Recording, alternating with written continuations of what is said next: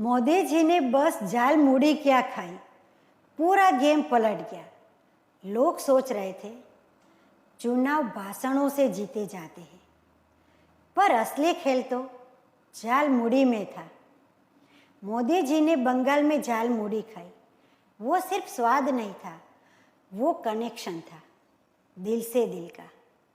अब विपक्ष सोच रहा है हमने तो सिर्फ वादे किए, ये झाल मुड़ी कब से पॉलिटिक्स में आ गई।